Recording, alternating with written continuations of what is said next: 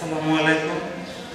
ষষ্ঠ শ্রেণীর সুপ্রিয় শিক্ষার্থীগণ, সম্মানিত অভিভাবক এবং যারা আমাদের অনলাইন ক্লাস দেখতেছেন সকলকে আমাদের অনলাইন ক্লাসের পক্ষ থেকে সুস্বাগত। আজ আমরা ষষ্ঠ শ্রেণীর গণিত বিষয়ে ক্লাস করব। ইতিপূর্বে তোমাদের এই গণিতের উপরে অনেকগুলো ক্লাস করা হয়েছে। তোমাদের সিলেবাসে যত ধরনের অঙ্ক আছে সবই তোমাদের দেখিয়ে দেওয়া হয়েছে।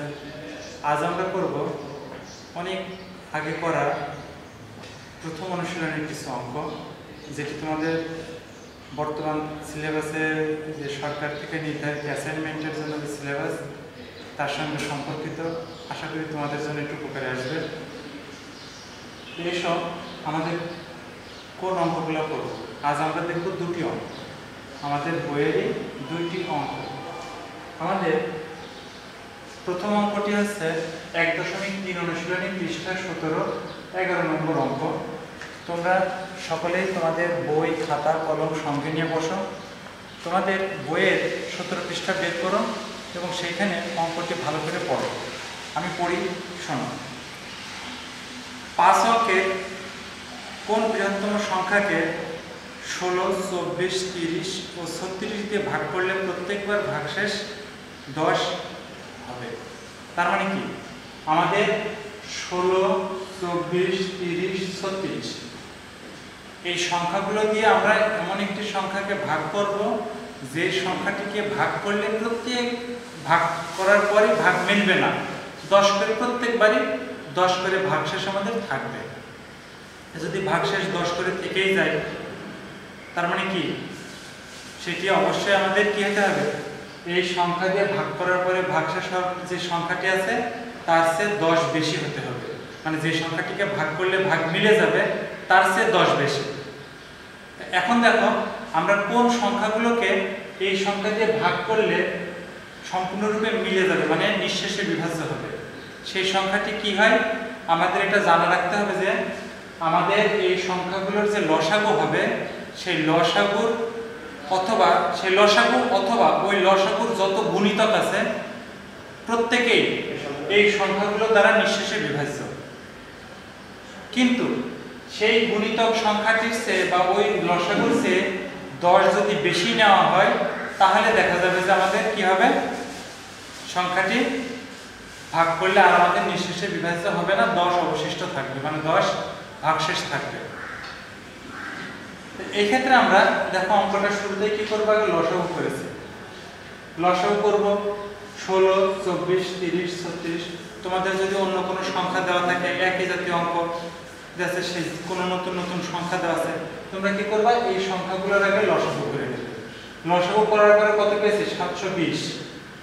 এই 720 সংখ্যাটিকে এই চারটে সংখ্যার যে কোনো সংখ্যা দিয়ে ভাগ করলে ভাগশেষ মানে ভাগফলটা নিঃশেষে বিভাজ্য হবে, ভাগশেষ আর কিছুই থাকবে না।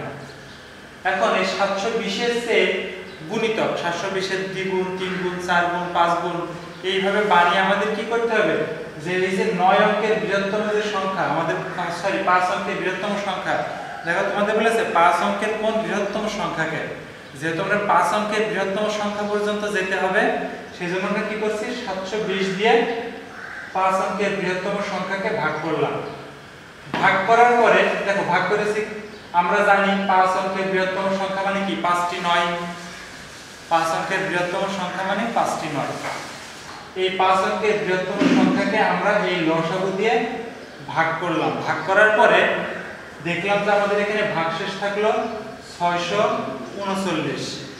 অর্থাৎ কি, এই যে 5 অঙ্কের যে বৃহত্তম সংখ্যা, এই সংখ্যাটি থেকে যদি আমরা 639 বিয়োগ করে দিই তাহলে কি হয়ে যাবে, সংখ্যাটি নিঃশেষে বিভাজ্য হবে। এই সংখ্যা এই যে 720 দ্বারা নিঃশেষে বিভাজ্য, 720 দ্বারা যদি নিঃশেষে বিভাজ্য হয় তার মানে এই চারটি সংখ্যা দ্বারা নিঃশেষে বিভাজ্য। আমাদের যে চারটি সংখ্যা দেওয়া আছে এই সংখ্যাগুলো দ্বারা নিঃশেষে বিভাজ্য হবে। কোন সংখ্যাটি, এই যে 4টি 9 থেকে যদি আমরা 639 বিয়োগ করি, কারণ এটা আমাদের ভাগশেষ থাকছে, তার মানে এটা আমাদের অতিরিক্ত, তাহলে এইটিকে আমাদের দেখো কি লিখলাম, তারপরে বলেছে সুতরাং 720 দ্বারা বিভাজ্য 5 অঙ্কের বৃহত্তম সংখ্যা কত হবে, এই যে তোমাদের 5টি 9 থেকে আমরা কত করেছি 639 বিয়োগ করে কত পেয়েছি আমরা 99360। তার মানে কি হলো এই সংখ্যাটি দেখো 5 অঙ্কের, এর চেয়ে আর কোনো বড় সংখ্যা নাই 5 অঙ্কের, যে সংখ্যাটিকে আমরা এই 720 দ্বারা ভাগ করলে ভাগশেষ মিলবে। তার মানে কি হলো এই 4টি সংখ্যা দিয়ে 720 দিয়ে ভাগ করে মিলে যাওয়া মানে হচ্ছে এই 4টি সংখ্যা দিয়ে ভাগ করে মিলে যাওয়া, কারণ 720 হচ্ছে কি এই 4টি সংখ্যার লসাগু। এখন তাহলে কি বললাম যে তাহলে যেহেতু আমরা এই 5 অঙ্কের একটা সংখ্যা পেয়ে গেলাম, যে সংখ্যাটিকে আমরা ওই 4টি সংখ্যা দিয়ে ভাগ করলে নিঃশেষে বিভাজ্য হবে, কিন্তু আমাদের বলেছে যে নিঃশেষে বিভাজ্য হওয়া যাবে না, 10 ভাগশেষ থাকবে। তাহলে কি করব আমরা এর সঙ্গে আরো 10 যোগ করে দেব। যদি 10 যোগ করি তাহলে দেখো যেহেতু প্রতি ক্ষেত্রে 10 ভাগশেষ হবে, সেহেতু 5 অঙ্কের বৃহত্তম সংখ্যাটি হবে 99360 যোগ 10, তার মানে 99370। অতএব নিম্ন সংখ্যা কত পেলাম আমরা 99370। এটি পেলাম আমরা কি এটা তোমাদের বইয়ে 11 নম্বর অঙ্ক অনুশীলনী 1.3। এই জাতীয় আমাদের অঙ্কগুলো খুব গুরুত্বপূর্ণ, তোমরা এই জাতীয় যত অঙ্ক আছে সবগুলো শিখবে। এরপরে দেখো আমরা এসেছি অনুশীলনী 1.4 পৃষ্ঠা 23, 9 নম্বর একটি অঙ্ক আছে তোমাদের বইয়ে। সবাই বইটি খোলো, বইয়ে দেখো আমি অঙ্কটি পড়ছি, তোমরা মেলাও।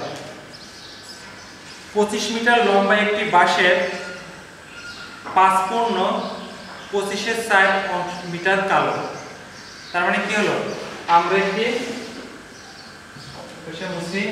একটি বাঁশ মানে একটা খুঁটি অথবা যে কোনো একটি বস্তু যেটি 25 মিটার লম্বা, যেহেতু আমাদের এখানে বাঁশের কথা বলেছে আমরা এখানে ধরে নিলাম একটি বাঁশ 25 মিটার লম্বা। সেই বাঁশটি এই যে একটি বাঁশ মনে করো বাঁশের 5 পূর্ণ কি বললো 5 পূর্ণ 25-এর 4 মিটার, 5 পূর্ণ 25-এর 4 মিটার কালো। তার মানে এই একটু মনে করো 5 পূর্ণ 25-এর 4, এই 5 পূর্ণ 25-এর 4 মিটার আমরা কালো রং করলাম। তারপরে কি বলা আছে 7 পূর্ণ 4-এর 1 মিটার লাল। এই 7 পূর্ণ 4-এর 1 মিটার আমাদের এইটুকু করা হলো আমাদের লাল রং, এটা হচ্ছে আমাদের লাল রং। এরপর আমাদের কত হলো 4 পূর্ণ 10-এর 3 মিটার হলুদ, 4 পূর্ণ 10-এর 3 মিটার দেখাচ্ছে আমাদের হলুদ।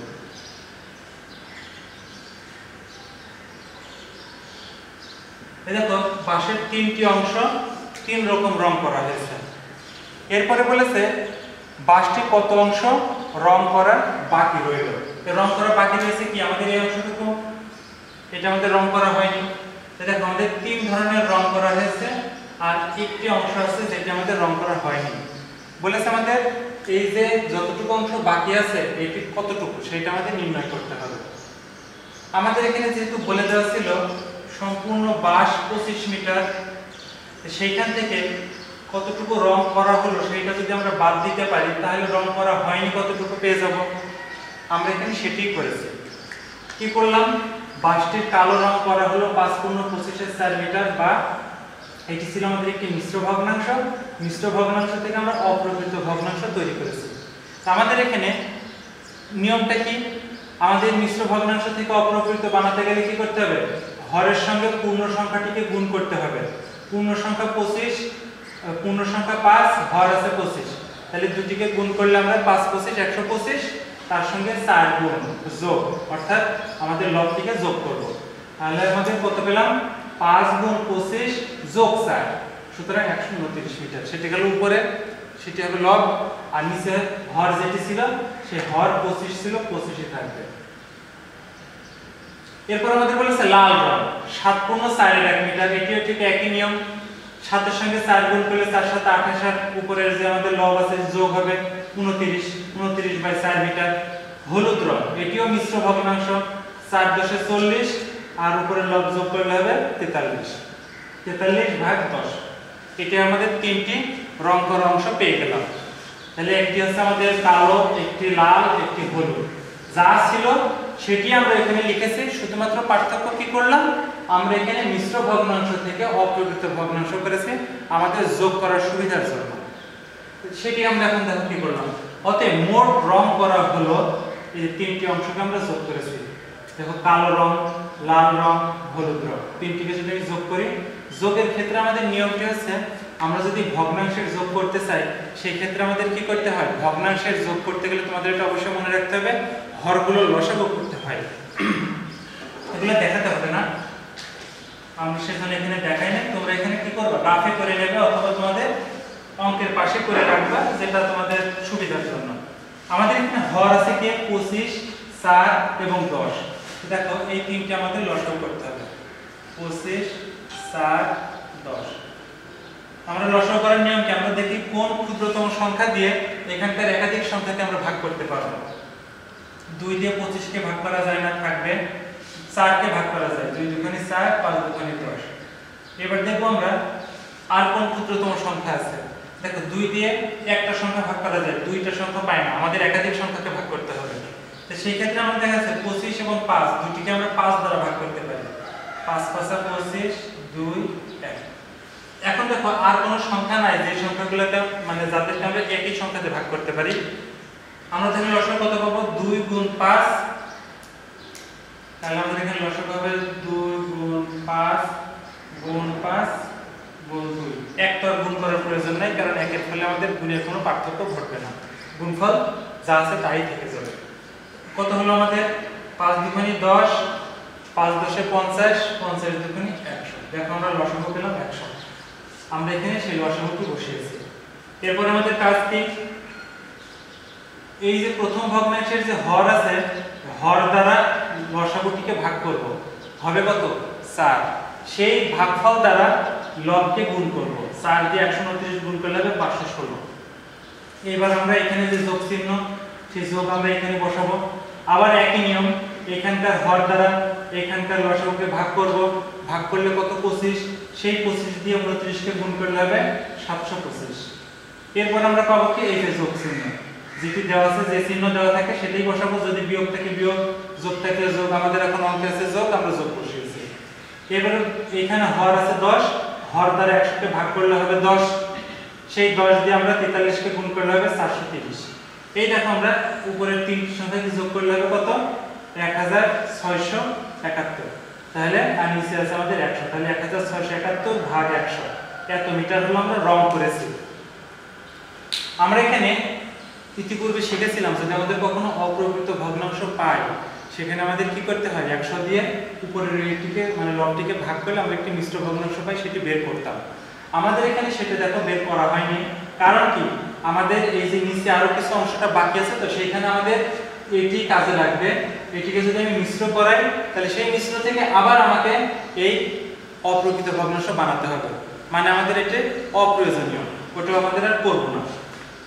সেজন্য আমরা কি করলাম, এটি পেয়ে গেলাম কি, এটা হচ্ছে আমাদের রং করা এই অংশটুকু। ওই যে আমরা দেখেছিলাম তিনটা অংশ রং করা, সেই তিনটি অংশের যোগফল হচ্ছে আমাদের এটা। এখন দেখো আমাদের অঙ্কে দেওয়া আছে সম্পূর্ণ বাঁশের দৈর্ঘ্য 25 মিটার, আর যেহেতু রং করা পেয়েছি আমাদের এত অংশ, তাহলে 25 মিটার থেকে এই অংশটুকু বিয়োগ করব। সুতরাং বাঁশটির রং করতে বাকি রইল 25 বিয়োগ 100 কত, 1671 মিটার। এই দুটিকে আমরা যেহেতু এটিও মিটার, আমরা এজন্য একটা ফার্স্ট ব্র্যাকেট দেব, দিয়ে ব্র্যাকেটের বাইরে মিটার লিখব। এককটা আমরা মিটারে মানে একক হচ্ছে মিটার হোক সেন্টিমিটার হোক, এটা কি করব, ব্র্যাকেটের বাইরে। এই ক্ষেত্রে আমরা কি করেছি, এটিকে আবার সেই তোমাদের যেমন এখানে দেখিয়েছিলাম যে ভগ্নাংশের যোগ করার কেমন নিয়ম, এখানে আমাদের ঠিক একই রকম দেখো, একটি আছে পূর্ণ সংখ্যা কিন্তু আর একটি আছে ভগ্নাংশ, তার মানে কি ভগ্নাংশের নিয়মে আমাদের এখানে বিয়োগ করতে হবে। সেই ক্ষেত্রে কি কাজ, আমাদের এখানে যেহেতু ভগ্নাংশের নিচে আমাদের একটি আছে কি 100, আর এখানে আছে 1, 25 এর নিচে কিছু নেই মানে 1, সেই ক্ষেত্রে আমরা কি করব, আমাদের লসাগুটি এই 100ই হবে। এই আমাদের পূর্ণ সংখ্যার নিচে 1 আছে, ওটি আমাদের আর বিবেচনা করার প্রয়োজন নাই। আমরা কি করব, ওই যে অপর যে ভগ্নাংশের হর সেটাই হবে আমাদের লসাগু। এখানে আছে আমাদের হর 100, এখানে লসাগু 100। এরপর আমাদের কি, এই পূর্ণ সংখ্যার সঙ্গে এই হর মানে লসাগু যেটি সেটিকে আমরা সরাসরি গুণ করব, গুণ করলে হবে 2500, এই বিয়োগ চিহ্ন নিয়ে আসব। আর আবার ঠিক একই রকম এখানে যেহেতু 100 আছে, এই 100 দিয়ে এই 100 কে ভাগ করলে হবে কত 1, সেই 1 দিয়ে 1671 কে গুণ করলে হবে 1671। অর্থাৎ কি ওই আগের নিয়ম যে হর দ্বারা লসাগুকে ভাগ করতে হবে, ভাগ করার পরে ভাগফলটাকে দিয়ে লবকে গুণ করা। এই যে 1 পেয়েছিলাম ভাগফল, সেই ভাগফল দ্বারা আমরা 1671 কে গুণ করে ওই 1671ই পেয়েছি। এখন 2500 থেকে 1671 বিয়োগ করলে কত পাবো 829।